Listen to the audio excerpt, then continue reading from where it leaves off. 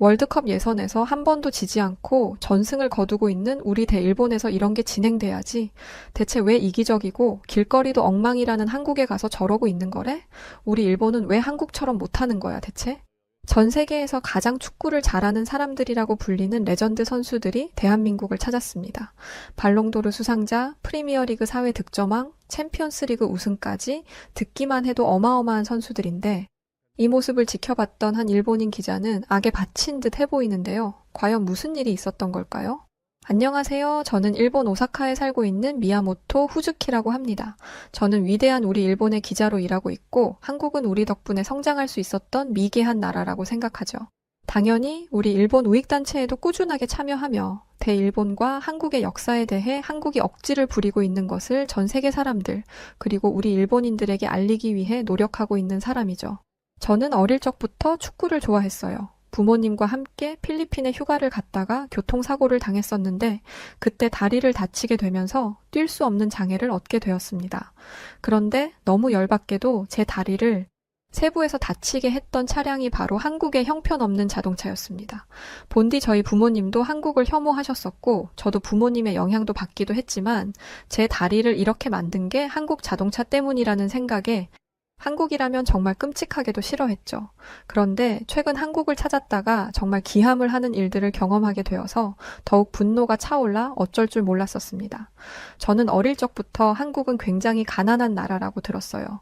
한국은 길거리에 노숙자가 득실득실하고 구걸하는 가난뱅이들이 많다고 들었죠. 실제로 제가 자주 보는 우익단체 유튜브 영상들을 보면 한국은 진짜 엉망이었어요. SNS에서도 마찬가지였습니다. 거리에는 담배꽁초가 가득하고 심지어 한국인들은 바닥에 비닐천을 깔아놓고 누가 입다 버려놓은 듯한 옷들이 사방에 널려져 있었는데 한국의 젊은 사람들은 그걸 사겠다고 우후죽순 몰려드는 모습들도 볼 수 있었죠. 아니 거지들도 아니고 저런 옷들을 입고 다니니 몸에서 냄새도 났을 거고 얼마나 더럽겠어요. 그런 모습을 영상에서 볼 때면 역시 우리 위대한 일본과 한국을 비교하면 일본은 정말 최첨단 국가, 깨끗한 국가, 세계 최고의 아시아 국가라는 자부심에 늘 기분이 좋았습니다. 그래서 한국은 사실 제 관심의 밖이었고 가끔이라도 한국이 언급되거나 제 귀에 들릴 때면 불쾌하기 그지 없었죠. 그냥 발도 들이고 싶지 않는 국가였어요. 그런데 그러던 어느 날이었어요. 일본에서는 엄청난 축제가 준비되어 있는데요. 바로 매년 가을이면 지다이 마츠리라는 축제가 진행됩니다. 무려 2km에 달하는 긴 시대의 행렬인데 20개 팀이 일본의 메이지 유신, 에도, 아즈치모 모야마, 무로마치, 요시노, 가마쿠라, 후지와라, 엔야큐 등의 일본 8개 시대를 재현한 모습을 보여주죠. 우리 대일본의 당시 시대상을 마치 파노라마처럼 볼 수 있는 멋진 축제예요. 저는 당연히 이 멋진 축제를 취재하기 위해 준비 중이었어요. 그런데 방송기자국 동료들이 해외라도 나가려는지 짐을 바리바리 싸고 있던 것이었죠. 뭐 해? 어디를 촬영 가길래 그렇게 짐들을 싸고 있니? 그랬더니 동료들에서 정말 충격적인 말들이 나왔죠. 못 들었어? 한국의 세계적인 축구 선수들이 대거 오잖아. 티에리 앙리, 드로그바, 퍼디난드, 카카, 히바우드 등등 세계 최고라고 불리는 해외 축구 선수들이 다 한국에 온대. 저는 너무 깜짝 놀랐어요. 저는 원래 어릴 적부터 축구를 좋아하고 사랑했던 사람으로서 지금 동료가 말한 이 선수들이 전 세계적으로 얼마나 위대하고 대단한 선수들인지 잘 알고 있었죠. 그런데 제가 놀란 부분은 바로 대체 왜 이런 대단한 선수들이 우리 일본이 아닌 쓰레기 천국에 노숙자 천지인 한국을 가냐는 거였어요. 믿기 힘든 소식이었죠. 제 기자 동료들은 그 선수들을 보기 위해서 한국으로 취재를 떠난다고 짐을 싼 거였습니다. 저는 이 상황이 이해되지 않아서 정말 꼭 취재하고 싶었던 우리 일본의 축제 촬영을 다른 지인 동료에게 부탁하고 한국으로 떠나는 동료들을 따라 한국에 가기로 했어요. 더럽고 가난한 한국엔 정말 들어가고 싶지 않았지만 세계 최고의 선수들을 볼 수 있다는 생각을 해보면 가야 된다고 몸이 말하고 있었거든요. 또 형편없는 한국에서 고생하게 될 해외 선수들을 취재해서 전 세계가 볼 수 있도록 기사를 담자고도 마음먹었죠. 한국으로 떠나는 준비를 하면서 저는 동료들에게 말했어요. 아니 아시아 축구하면 일본이 최강 아냐? 대체 왜 한국같이 더럽고 못 사는 국가에 그런 대단한 선수들이 모이는 거래? 차라리 일본으로 왔으면 정말 좋았을 텐데. 그러자 동료 중에 한 명이 아시아에서 일본이 1등이 맞지. 근데 한국에도 유명한 해외파 선수들이 많잖아. 손흥민도 있고 김민재, 이강인 등등 말이야.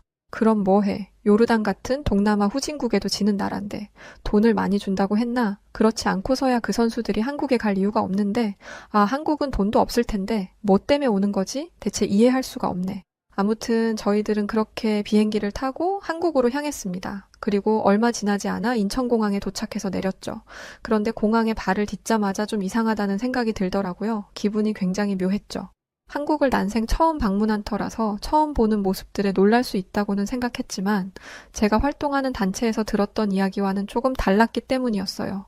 인천공항이야 해외 사람들이 많이 오는 곳이니 시설은 잘 되어 있을 거라고 생각은 했지만 분명 시끄럽게 싸우고 매너가 더러운 한국인들이 즐비하다고 생각했는데 제 눈앞에 보이는 수많은 한국인들 중에는 목소리를 높여 다투거나 싸우거나 매너 없는 행동들을 하거나 하는 모습을 볼 수 없었기 때문이었어요. 그리고 무엇보다 가장 놀란 건 한국인들이 생각보다 꽤나 컸다는 것이었어요. 저는 키가 172cm로 일본에서 나름 키가 큰 걸로 상위에 속하는데 한국 남성들은 대부분이 180이 넘어가는 듯해 보였죠. 왠지 모르게 약간 자존심이 상한다는 느낌이 들었습니다. 한국인을 제가 아래에서 위로 올려다 봐야 했으니까요. 기분 나쁘더라고요. 어쨌든 한국에 오기는 했지만 한국인들을 위해서는 단 한 푼도 쓰지 않겠다는 유치한 생각을 하며 저희 취재팀이 예약한 호텔로 향했습니다. 호텔에 도착했을 무렵에 함께 왔던 동료가 A4 용지를 한 장씩 주더라고요. 어차피 나는 한국에서 단 한 푼도 쓸 생각이 없었기 때문에 취재 전까지 아무것도 가지 않고 호텔에만 있으려고 했고 함께 왔던 동료들도 저와 생각이 같을 거라고 생각했어요. 그런데 짐을 정리하자마자 우르르 호텔을 나가려고 하는 거였죠. 다들 어디 가게? 동료들은 한국에서 굶어 죽으려고 밥은 먹어야 하지 않겠어? 구경도 좀 하고 라고 말하며 서둘러 나갈 채비들을 하더군요. 생각해보니 밥은 먹어야겠구나 싶어서 억지로 동료들을 따라 나섰습니다. 호텔을 나와 한국의 거리를 걷는데 굉장히 사실 혼란스러웠어요. 한국의 거리는 누가 봐도 더럽지 않았고 길거리에 노숙자의 노자도 찾아볼 수 없었거든요. 오히려 세련된 옷차림의 한국인들이 옹기종기 짝을 이뤄 길을 걸었고 그 모습은 마치 강대국인 미국의 라스베가스 거리를 보는 듯한 기분을 느끼게 했습니다. 그때쯤이었을 거예요. 소변이 마렵다는 생각에 화장실을 가야 했죠. 아까 호텔에서 미리 해결하고 나왔어야 했는데 한국의 모습에 지린 건지 그땐 안 느끼다가 호텔을 나와 걷기 시작하니 소식이 오더라고요. 그래서 저는 근처에 화장실을 찾았는데 마침 지하철로 들어가는 계단이 보이더군요. 동료들에게 잠시 다녀오겠다고 하고는 지하철이 있는 지하 계단으로 향했죠. 그리고 자연스럽게 개찰구를 통과하기 위해 표를 사려고 했습니다. 그런데 뒤따라온 동료가 갑자기 저를 말리더라고요. 지금 뭐 하냐면서요. 표를 사려는 저를 말리는 동료의 행동에 이상했어요. 아니 왜? 나 화장실 가야 한다니까? 그러자 동료가 폭소를 터트리며 말하더군요. 한국은 개찰구 통과 안 해도 돼. 저쪽에 안내판이 있으니까 안내판에서 화장실을 찾자. 네, 그랬어요. 사실 일본은 지하철역에 화장실이 있지만 보통 역 개찰구 안에 있기 때문에 화장실을 사용하기 위해서는 개찰구를 통과해야 합니다. 그래서 그 역을 통과하는 정기권이나 그 역에서 제일 저렴한 표를 끊어서 구매해야 안에 들어가 화장실을 이용할 수 있었거든요. 그런데 한국은 아니더라고요. 실제로 안내판으로 가서 보니 화장실이 개찰구 바깥쪽에도 있었고 누구나 필요하다면 무료로 이용할 수 있었던 겁니다. 솔직히 좀 이런 건 좋다는 생각을 했어요. 일본에서 갑자기 용변이 급하면 돈을 써야 하니 주머니에 돈이 없을 땐 난처할 때도 종종 있었거든요. 이뿐만이 아니었어요. 도착한 화장실에서 저는 감탄하고 말았죠. 이게 과연 수많은 사람들이 오고 가는 공중 화장실이 맞나 싶을 정도로 깨끗한 모습에 믿기지 않았습니다. 일본에도 깨끗한 화장실이 분명히 있기는 하지만 모든 곳이 깨끗하지는 않거든요. 만든 지 오래도 해서 낙후된 화장실들도 제법 많은데 한국의 화장실이 이렇게나 깨끗한 모습으로 유지되고 있다는 것에 당황했죠. 사실 이후에도 식사를 하러 간 자리에서 우리는 한국의 삼겹살이란 걸 먹었는데 일본에도 와규라는 고깃집이 있지만 이렇게 저렴한 가격으로 먹을 수 있는 삼겹살에 놀랐습니다. 너무 맛있었죠. 지금 와서 말하는 거지만 사실 소고기보다 돼지고기가 이쯤 되면 더 맛있는 거 아닐까 하는 생각이 들 정도로 한국의 삼겹살은 정말 대단히 맛있었습니다. 일본에는 달고 짠 음식들이 대부분이에요. 간장으로 만들어진 음식도 많고 기름에 튀긴 음식들이 주 음식일 만큼 어딜 가나 그런 음식들이 다예요. 심지어 튀긴 요리를 간장에 적셔 먹어야 하는 음식도 많죠. 어릴 때부터 그런 음식에 젖어 있던 제 입속으로 들어온 한국의 삼겹살과 한국의 김치는 매콤하면서 삼겹살의 고소함, 쌈장이라는 소스의 짭조름한 맛이 입안에 가득 담기자 도저히 수저를 놓을 수가 없었어요. 정말 미친 듯이 먹었습니다. 한국에서는 단 한 푼도 쓰지 않겠노라 다짐했건만 돈을 내고라도 더 먹고 싶은 그런 맛이었죠. 한국에서의 첫날은 말 그대로 당황, 놀람, 긴장, 의아함, 설레임 이런 감정들의 연속이었어요. 이후 저희는 인천공항으로 입국하는 유명 해외 선수들을 취재하기 위해 공항으로 향했습니다. 며칠 전 저희가 밟았던 공항이었는데 공항에 도착하니 어마어마한 한국인들이 몰려들어 있었어요.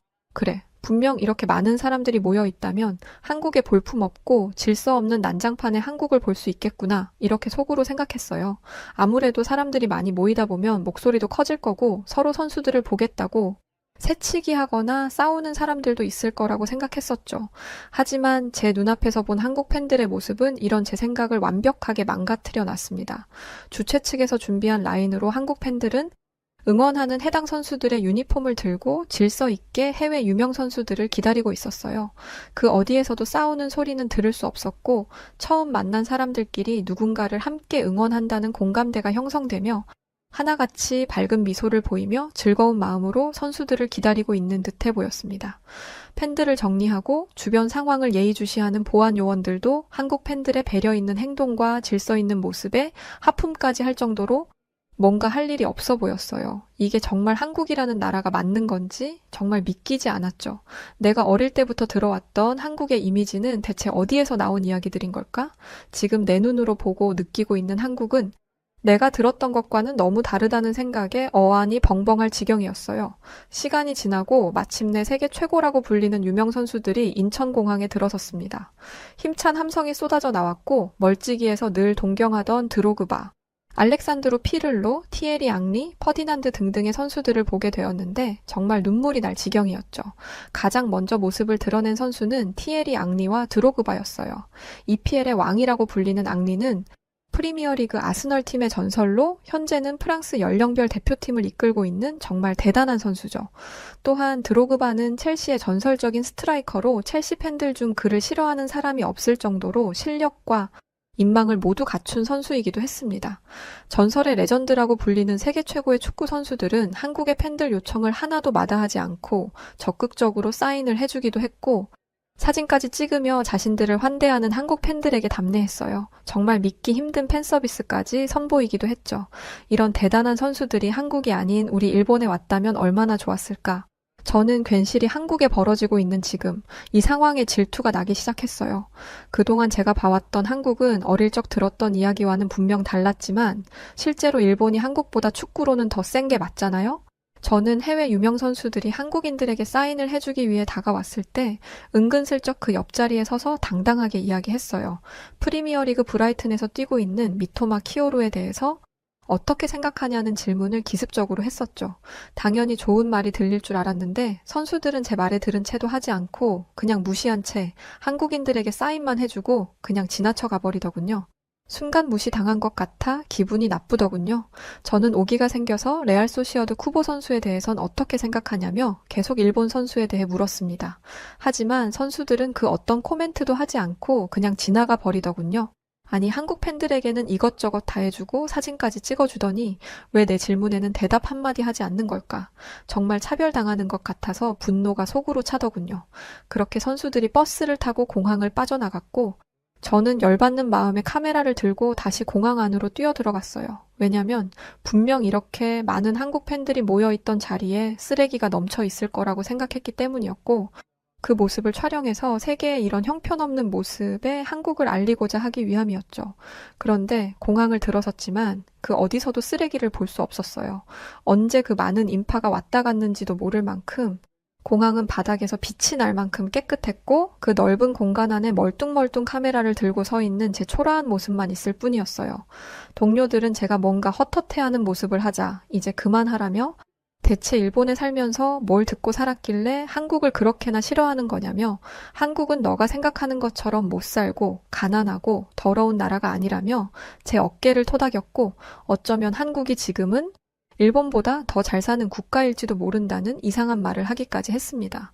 아니, 너는 일본 사람 아냐? 한국이 일본보다 더 잘 사는 국가라니 무슨 말도 안 되는 소리를 하고 있어?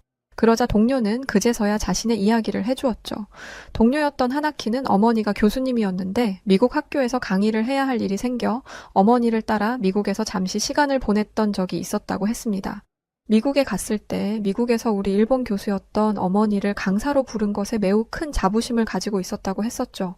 그런데 막상 미국에서 정작 일본의 현실을 깨닫고 한동안 자신도 방황했던 적이 있었다더군요. 이때까지 일본에 살면서 우리가 생각했던 일본의 모습과 막상 일본을 벗어나 타국인 미국에서 바라본 일본의 모습은 완전히 생각과 달랐기 때문이었고, 오히려 미국 지천에 널려있는 한국의 문화 콘텐츠와 한국의 음식, 한국의 옷, 한국의 브랜드로 넘쳐나고 있었다고 했어요. 그러면서 하나키는 그때부터 한국이 질투나긴 하지만 확실히 우리 일본보다 지금 시점에서는 더 앞서고 있는 게 아닐까 하는 합리적인 의심을 하기 시작했었대요.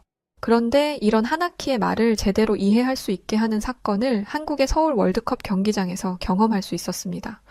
넥슨이라는 거대 한국의 글로벌 기업이 주최하는 이벤트 축구 행사에 참여했는데 일본 팬들도 심심치 않게 볼 수 있었거든요. 한국인들 사이에 껴서 일본인들은 해외 유명 선수들을 향해 응원하고 있었고, 심지어 한국의 레전드라는 박지성, 안정환, 이천수 등이 나올 때도 일본인들은 소리를 지르며 열띤 응원을 하고 있었죠. 저는 일본인들에게 다가가 물었습니다. 당신은 일본인 아닙니까? 왜 한국의 레전드 선수들을 응원하고 있는 거죠? 지금 한국에서 벌어지고 있는 이 이벤트는 일본과 같은 선진국에서 진행되어야 하는 게 맞다고 생각하지 않나요? 저는 대놓고 불쾌감을 드러내며 폭격 같은 질문을 쏟아냈습니다. 그런데 일본 젊은이들은 제 말에 뜻밖의 이야기를 쏟아내기 시작하더군요. 저는 일본인이 맞아요. 일본에서 태어났고 일본 축구를 사랑합니다.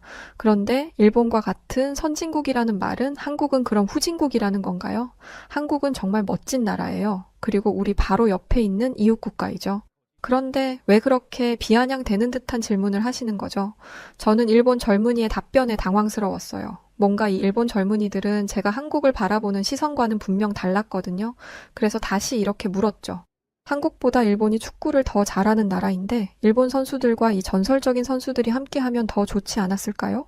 그러자 일본 젊은이는 답답한 듯한 표정으로 저를 바라보더니 이런 말을 하더라고요. 저기 기자분, 해외에 나가보세요. 해외에 나가서 지금 저에게 했던 질문을 그대로 한번 해보세요.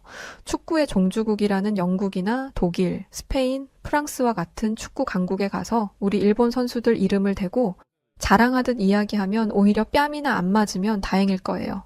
일본에서 프리미어리그 빅식스 팀에 주장을 했던 사람이 있나요? 프리미어리그에서 득점왕을 했던 선수가 있나요? 프리미어리그에서 푸스카스 상을 받았던 사람이 있나요? 세계 최고 리그에서 200골을 넣은 선수가 있나요? 일본에는 이런 임팩트 있는 세계적인 선수가 없어요. 해외에서는 일본을 잘 모른다고요? 아시겠어요? 저는 아무 말도 못했어요. 하나키가 공항에서 어머니와 미국에 갔다가 미국에서 실제로 바라보고 있는 일본에 대해 잘 인지하지 못하고 오히려 한국의 문화들이 미국을 점령하고 있었다는 이야기가 머릿속에 오버랩되면서 일본인들마저도 이런 생각을 하고 있다는 것에 큰 충격을 받을 수밖에 없었습니다. 그날 경기장에선 6만 4천 명이라는 엄청난 인파의 응원 속에 아이콘 매치가 성황리에 진행되었고 전반전 경기가 끝난 뒤 해외 유명 가수들이 나와 부르는 노래에 수만 명의 한국인 팬들은 같은 음성과 목소리로 떼창을 불러 해외 유명 가수들에게 감동을 주기까지 했었죠. 그 모습을 보고 있으면서 제가 무슨 생각이 들었는지 아시나요? 이렇게 많은 수만 명의 인파 속에서 혼자만 왕따당한 사람 같은 기분을 느끼고 몸에서 돋는 소름 때문에 한 마리의 닭이 된 기분이었습니다. 한국 팬들은 경기장에서도 질서 정연했고 행사 이후에도 교통질서는 물론이고 마구잡이로 무단횡단하는 사람들도 보이지 않았고 혹여나 사람이 지나가진 않을까 속도를 줄이며 조심스럽게 운전하는 한국의 차량들을 볼 수 있었죠. 저는 한국을 눈으로 보고 체험하고 있으면서도 이런 모든 모습들이 당황스럽기만 했습니다. 분명 나는 내가 속해 있는 단체에서 보여준 영상에서 한국이 더럽고 지저분하고 거리에는 노숙자들이 가득하고 목소리를 크게 하고 싸우는 영상들을 분명 내 눈으로 봤는데 대체 그 영상은 어디서 나온 걸까 싶었죠. 그래서 다시금 그 영상을 켜봤어요. 그런데 그때 저는 쭈뼛하며 아차 싶다라는 생각을 했었는데요. 왜냐하면 그 영상은 실제 목소리가 나오지 않고 있었고 음성이 소거된 채로 한 일본인의 음성이 그 영상을 대체하고 있었던 거예요. 또 영상을 유심히 보다 보니 한국어가 아닌 한자로 된 간판들이 종종 보였고 심지어 국기까지 보이더군요. 그 영상은 한국이 아닌 중국 영상이었던 겁니다. 전혀 몰랐어요. 일본에서 단체 소속인들과 함께 있을 때는 그런 걸 캐치하지 못했었는데 막상 한국에서 다시금 영상을 꼼꼼하게 보니 그 영상 속 주인공은 한국이 아닌 중국이었던 거죠. 그런데 이걸 한국이라고 속여서 단체 회원들에게 보라며 한국 혐오를 부추기고 있었던 거였어요. 사실 충격이었죠. 한국에서 일정을 마치고 다시 일본으로 돌아가서 이 부분을 따져 묻기 위해서 단체에 가서 영상의 진위 여부를 물었습니다. 하지만 단체에서는 영상에 나오는 곳들은 모두 한국이 맞다며 절대 그런 오해를 해서는 안 된다고 하는 거였죠. 그래서 저는 바로 전날 취재 때문에 한국을 직접 다녀왔고 한국 어디에서도 이런 형편없는 모습을 볼 수가 없었다고 말하자 단체 회원 중에 한 분이 다가와서는 저에게 물을 끼얹어 버리더군요. 뭐 하시는 거예요? 왜 물을 뿌리세요? 그러자 그 회원은 더러운 한국에 다녀왔다면 당연히 뿌려야지. 그 냄새나는 한국의 때를 씻어내야 하니까 당장 집으로 돌아가서 몸을 깨끗하게 씻고 와. 그게 아니라면 다신 단체에 올 생각도 하지 마. 홀딱 젖은 채로 집으로 돌아가는 길 마음이 착잡했습니다. 대체 진실은 뭘까? 분명 내가 본 한국은 우리 일본보다 더 잘 사는 국가인 것 같았고 10월 20일 늦은 밤 한국에서 일본으로 돌아왔던 날입니다. 한국을 여전히 저는 좋아하지 않아요. 분명 한국은 우리 일본의 도움으로 성장할 수 있었던 나라라고 여깁니다. 또한 아직까지도 아시아에서 우리 일본이 최고라고 믿고 있어요. 하지만 제 눈으로 모든 걸 경험한 이상 인정할 건 이제 인정은 하고 있습니다. 분명 한국은 내가 알고 있던 형편없는 국가가 아니라 세계로부터 인정받고 있는 국가였다는 것. 그리고 제가 있는 단체에서 퍼뜨리고 있는 이야기들은 모두 사실이 아닌 꾸며낸 이야기라는 것, 옳고 그름 정도는 구분할 수 있게 되었죠. 한국의 유명 레전드 선수들인 박지성이나 안정환, 이천수, 박주호 등등의 선수들이 전 세계 전설이라고 불리는 최고의 선수들과 어깨를 나란히 하고 아주 친한 친구들처럼 웃으며 보내는 모습들은 왠지 우리 일본은 언제 이런 한국 선수들과 같은 영향력을 끼쳐볼 수 있을까 하는 섭섭한 마음이 들어요. 사연을 보내면 한국인들 뿐만 아니라 해외에서도 많이들 본다고 들었어요. 실제로 일본에서 듣는 사람들도 있으니까요. 제 사연이 그들에게 전해져 일방적이고 눈을 가린 채로 한국을 깎아내리기 위한 비방만 하지 않길 바래요. 그래야 일본이 한국에게 따라잡히지 않고 더욱 발전할 수 있을 거라고 믿기 때문입니다. 기다리세요, 한국인분들. 우리 일본이 다시 한국을 바짝 따라와 전 세계적으로 인정받는 나라가 될 겁니다. 열심히 한번 해보세요. 그럼 뭐 한국은 가만히 있나요? 여하튼 최근 한국의 전 세계 전설이라 불리는 세계 최고의 선수들이 단체로 한국을 왔었죠. 이건 전 세계적으로 이례가 없는 정말 놀라운 일이라고 하더라고요. 그런데 우리 대한민국에서 이런 아이콘 매치가 성사되었다니 정말 너무 감동적인 순간이네요. 여기 한국은 더럽고 지저분할 뿐만 아니라 가난한 어린 학생들을 왕따시키는 것은 물론 상류층 학생들은 그런 가난한 학생들을 괴롭히는 말도 안 되는 나라라며 경악해하고 있는 영국인이 있습니다. 그렇지만 그는 한국의 학교에 들어서자마자 충격적인 장면들을 보고 크게 경악해하고 마는데요. 그 영국인은 한국의 무엇과 어떤 것을 받기에 이토록 경악하고 만 것일까요? 안녕하세요. 저는 영국에서 온 에밀리아 콜린스라고 합니다.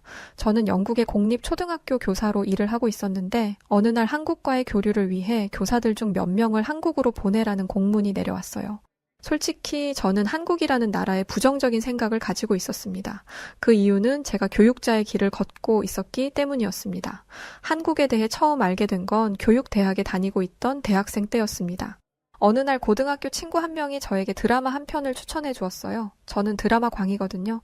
친구가 추천해준 드라마는 학교를 배경으로 한 10대의 이야기를 담은 한국 드라마였는데 저는 한국 드라마를 한 번도 접해본 적 없었던 터라 드라마의 내용이 굉장히 흥미롭게 느껴졌습니다. 그런데 얼마 가지 않아 제 기대는 산산조각 났어요. 그 드라마에는 상류층 자제들이 다니는 학교가 나왔는데 그 학생들은 가난한 학생 한 명을 괴롭히고 무시했습니다. 드라마에는 과장이 있을 수밖에 없다는 걸 알기에 최대한 중립적인 시선에서 드라마를 시청하려고 했지만 드라마의 후기에 달린 다른 아시아인들의 이야기를 들어보면 그 드라마는 사실임이 분명했어요. 한국은 빈부격차가 굉장히 심하기 때문에 교육에 대한 차이도 엄청나다는 아시아인들의 증언이 넘쳤거든요. 제가 태어난 영국도 사립학교와 공립학교가 존재했지만 한국 정도는 아니었습니다. 또 대놓고 가난한 아이를 괴롭히는 일은 절대 있을 수 없었어요. 저는 한국에 대한 부정적인 인식을 가진 상태에서 대학을 졸업하고 교사가 되었습니다. 그렇게 몇 년이 지나고 한국이라는 나라가 머릿속에서 거의 잊혀갈 쯤 한국으로 갈 교사를 선택하라는 공문이 내려온 것이었죠. 저는 당연히 안 가려고 했습니다. 하지만 제가 갈 수밖에 없는 상황이었어요. 우선 대부분의 교사들이 기혼자였습니다. 저 외에 미혼인 교사들이 있기는 했지만 그 중에는 약혼자가 있는 교사도 있었습니다. 또 이 사실을 모두가 알고 있었죠. 배우자도 있고 약혼자도 있는 사람을 해외로 1년 동안 보내는 건 말이 안 됐다 보니 한국으로 갈 교사는 싱글로 추려졌습니다. 최종적으로 제가 선택되었죠. 한국행이 결정된 후 저는 친하게 지낸 중국 친구에게 이 사실을 알렸습니다. 그러자 그 친구는 길길이 날뛰며 어떻게 저를 그런 나라에 보낼 수 있느냐 화를 냈어요. 얼마나 화를 내는지 제가 더 당황해서 진정시킬 정도였죠. 그 중국인 친구가 화를 내는 이유는 이러했습니다.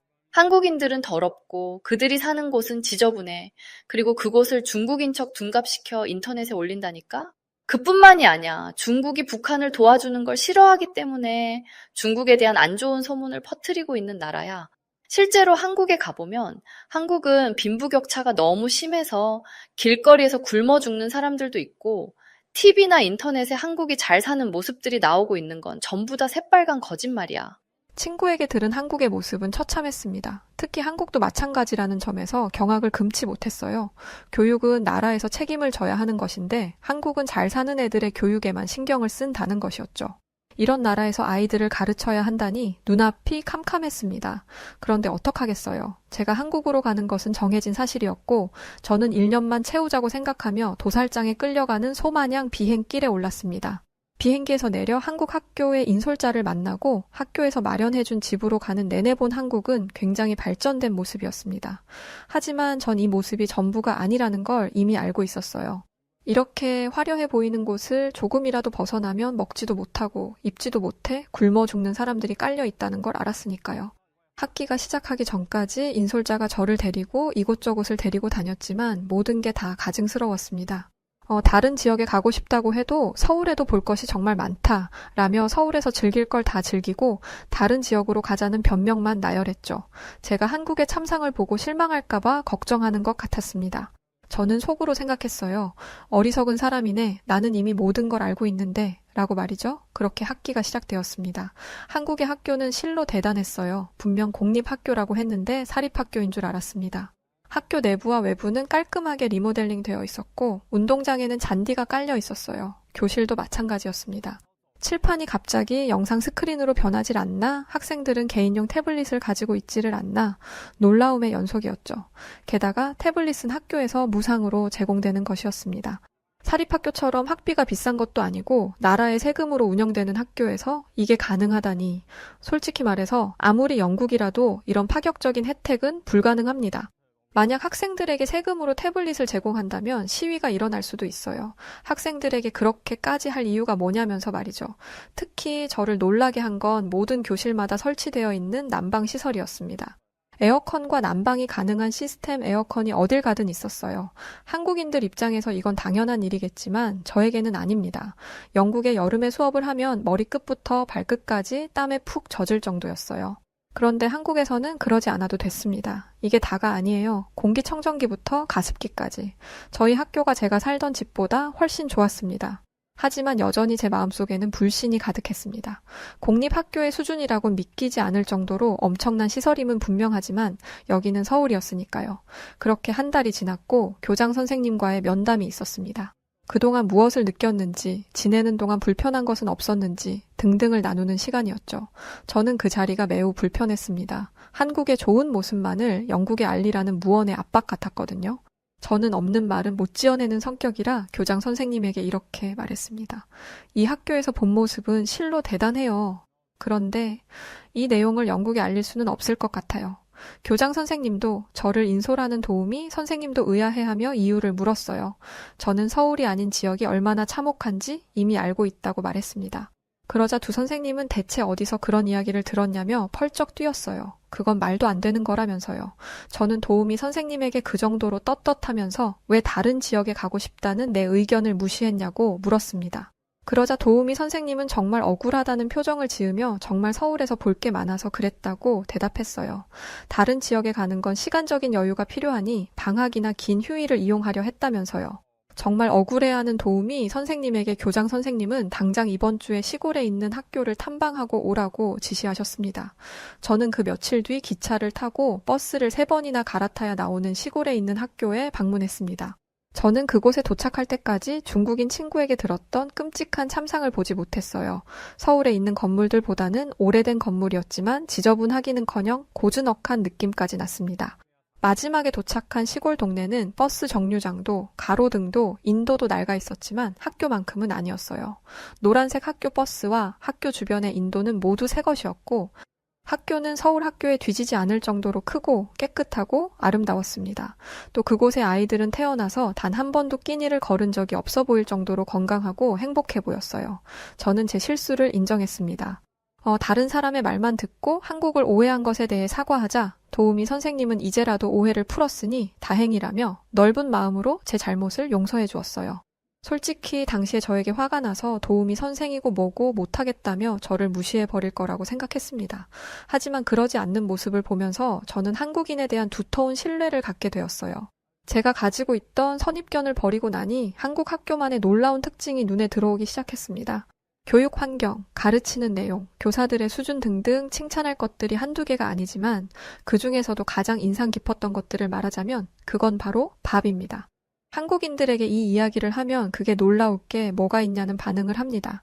저는 이런 여유로운 반응도 너무나 부럽습니다. 제가 놀라움을 금치 못하고 전 세계 친구들에게 자랑했던 것들이 한국인들에게는 당연한 것인 거니까요. 제가 놀라워했던 것은 바로 한국의 급식입니다. 제 사연을 듣는 여러분도 급식이 뭐 어때서? 라고 생각하고 계시지 않나요? 한국의 급식은 정말 최고입니다. 저는 학교마다 영양사가 있다는 사실을 알고 깜짝 놀랐어요. 영국에서 영양사란 정말 부잣집이나 국왕의 거처에만 있는 존재거든요. 그런데 전문적인 영양사가 수천 개나 되는 학교에 전부 배치되어 있다니 실로 놀라운 일이 아닐 수 없었습니다. 교사들의 능력만큼 영양사들의 능력도 대단했어요. 탄수화물, 지방, 단백질뿐만 아니라 비타민 등 몸에 필요한 요소들을 전부 고려한 최고의 식단을 정해주었는데 그 식단이 한 달을 주기로 바뀌었습니다. 식단 돌려막기 같은 건 없었어요. 더 놀라운 건 음식의 퀄리티였습니다. 정말이지 모든 음식이 환상적이었어요. 알아보니 음식을 해주시는 조리사분들의 경력도 만만치 않더라고요. 이런 한국을 두고 왜 그 중국인 친구는 한국이 형편없는 후진국이라고 말했던 걸까요? 순간적으로 궁금해지더군요. 과연 그 중국인 친구가 한국을 실제로 와본 적은 있던 걸까? 라는 생각 말이죠. 한국의 실상이 이게 전부였으면 말을 꺼내지도 않았을 거예요. 어느 날 제 옆에 있던 선생님이 영양사님에게 전화를 걸었습니다. 장염에 걸린 아이가 있다는 연락이었죠. 그걸 왜 이야기하냐 했더니 그야 이걸 말해야 장염 걸린 아이에게 맞는 점심을 만들어주지 않겠냐는 대답이 돌아왔습니다. 저는 너무 놀라서 말을 잃었어요. 영국, 아니 전 세계 어느 나라를 가더라도 아픈 아이를 위해 새로운 음식을 만들어주는 학교는 없을 것입니다. 그것도 급식 시간 몇 시간 전에 전달받는 내용을 가지고요. 영국에서는 아픈 아이가 있으면 따뜻한 차를 한 잔 주거나 밥을 못 먹을 정도라면 귀가를 시킵니다. 만약 부모가 당장 오지 못하는 상황이라면 그 아이는 밥도 못 먹고 양호실에 누워 있어야만 해요. 한 번은 그렇게 있던 아이가 구급차에 실려간 적도 있었습니다. 이런 일이 있었는데도 학교는 아무런 책임도 지지 않았어요. 아픈 아이가 이렇게 된 건 아픈 자녀를 학교에 보낸 부모의 책임이니까요. 그런데 한국은 달랐습니다. 게다가 알레르기가 있는 아이들은 따로 음식을 받는 곳이 있었어요. 영국에서는 알레르기가 있다면 무조건 도시락을 싸와야 합니다. 그런 아이들 것까지 챙겨줄 여유는 없다는 거죠. 저는 대체 아이들이 급식비로 얼마를 내길래 이 정도의 급식이 가능한 건지 물어보았습니다. 그랬더니 질문을 들은 선생님은 지금 무슨 소리를 하는 거냐라는 표정으로 저를 바라보면서 충격적인 대답을 했어요. 급식을 먹는데 돈을 왜 내죠? 맞습니다. 한국의 학교는 무상급식을 하고 있었어요. 물론 교사들에게는 급식비를 받았지만 밖에서 나가 먹는 것보다 저렴했으니 교사들도 안 먹을 이유가 없었습니다. 저는 급식비에 이렇게 많은 세금을 투자하는 걸 한국인들이 반대하지는 않는지 물어보았어요. 영국에서는 유상급식이 당연한 것이다 보니 무상급식을 하는 순간 엄청난 반발이 있을 게 뻔했거든요. 그러자 그 선생님은 애들 먹이는데 돈 아까워하는 한국인은 없을 거라며 단호하게 말했습니다. 저는 제가 보고 느낀 것들을 개인 SNS에 올리기 시작했어요. 학교의 시설, 고퀄리티의 수업 내용, 특히 급식 사진은 매일 올렸습니다. 제가 올린 사진을 본 영국 사람들은 충격에 빠졌습니다. 어떻게 이런 게 가능하냐며 이 상황을 당장 설명하라며 저를 다그칠 정도였죠. 저는 이런 스페셜한 급식이 하루 이틀이 아니라는 걸 증명했고 제가 올리는 사진들은 매번 이슈가 되었습니다. 그런데 모두가 어메이징, 판타스틱을 외치는 상황에서 다른 목소리를 내는 사람이 있었어요. 바로 제게 한국을 나쁘게 설명한 중국인 친구였죠. 저는 그 친구가 저를 속였다는 것을 알고 난 뒤 모든 연락을 끊었습니다. 그러자 그 친구는 저를 한국에 추잡한 거짓말에 속아 넘어간 저열한 배신자 취급을 했어요. 그러고는 한국의 급식 사진에 한국인들은 굶어 죽는 아이들에게나 무상급식을 베풀어라 라는 댓글을 달거나 한국은 먹을 게 없어서 구더기로 음식을 만든다는데 이것도 그런 음식 중 하나가 아니냐는 댓글도 달았습니다. 한국을 잘 모르는 사람들은 중국인 친구의 말에 선동되기도 했어요. 저는 저처럼 한국을 오해하는 사람이 생기길 원하지 않았습니다. 그래서 한국 곳곳을 돌아다니며 영상을 찍어 올렸습니다. 처음엔 긴가민가 하던 사람들도 점점 제 영상을 신뢰하게 되었고 영상을 본 한국인들과 외국인들의 증언이 쏟아지며 중국인 친구의 주장은 점점 힘을 잃어갔어요. 오히려 이상한 소문을 퍼뜨리지 말라는 욕을 먹기까지 했죠. 여기서 끝이 아니었습니다. 함께 일하던 동료이자 중국인 친구를 알고 있는 한 교사를 통해 중국인 친구가 일자리를 잃었다는 소식을 듣게 되었어요. 중국인 교사는 영국에서 중국어 과외를 하는 사람이었는데 지금까지 자신이 가르치던 아이들에게 한국과 일본을 포함한 모든 아시아 국가에 대한 부정적인 선입견을 심어주었다고 합니다. 한 학생의 부모님이 제 사진과 영상에 달린 중국 친구의 댓글을 보게 되었고 모든 사실이 드러나게 된 것이었죠. 중국 친구가 가르치던 아이들은 전부 상류층의 자녀들이었는데 그들의 부모는 자기 자녀에게 잘못된 정보를 세뇌시키듯 한 중국 친구를 용서하지 않았습니다. 워낙 힘있는 집안들이었다 보니 중국 친구는 일을 그만두게 되었을 뿐만 아니라 추방당할 위기에 처하게 되었다고 했죠. 그 친구의 거짓 정보에 휘둘렸던 한 사람으로서 통쾌하기 그지없었습니다. 그러던 어느 날 영국에 있는 동료로부터 충격적인 소식을 듣게 되었습니다. 영국의 학교는 유상급식으로 바뀐 지가 오래입니다. 유상급식이라 해봤자 형편없는 퀄리티이지만요. 유상급식으로 시스템이 바뀌면서 대부분의 아이들이 도시락을 싸오기 시작했습니다. 그런데 최근 경기가 역대 최악으로 안 좋아지면서 도시락마저도 못 싸오는 아이들이 많아졌고 결국 하교를 할 때까지 굶는 아이들이 많이 생겼다는 연락이 들려왔어요. 게다가 부모가 실직하면서 거리로 내몰린 아이가 영양실조 상태로 발견되었다는 충격적인 기사까지 나왔다는 소식이 나왔다고 합니다. 런던의 노숙자 수가 급증한 건 알고 있었지만 어린아이까지 이렇게 될 지경이라니 진짜 빈부격차가 심한 나라는 영국이었습니다. 그에 비해 한국은 잘 사는 아이든 못 사는 아이든 공평하게 교육을 받을 수 있었고 학교를 다니는 아이들이라면 모두가 균형 잡힌 식사를 할 권리를 가지고 있었어요. 기회가 되어 다른 학교에 있는 다른 나라에서 온 원어민 교사들을 만나게 되었습니다. 그들과 영국의 상황을 말하며 한국의 급식 시스템의 이야기를 했는데 미국, 브라질 등 전 세계에서 온 선생님들도 저랑 똑같은 생각을 하고 있었어요. 한국의 급식은 세계 수준이었습니다. 사실 영국에서만 있었더라면 영국의 급식 시스템에 별다른 이상을 느끼지 못했을 거예요. 하지만 한국에 와서 보니 아이들에게 질 좋은 식사를 보장하는 건 학교와 나라의 의무였습니다. 하지만 영국에서 한국과 같은 일을 하려면 전 국민의 동의를 얻어야 할 텐데 이건 세계가 거꾸로 뒤집혀도 불가능한 일일 거예요. 저는 한국에서만 이런 제도가 가능한 이유를 고민하기 시작했어요. 그리고 그 고민에 대한 대답은 얼마 지나지 않아 우연한 기회로 알게 되었습니다.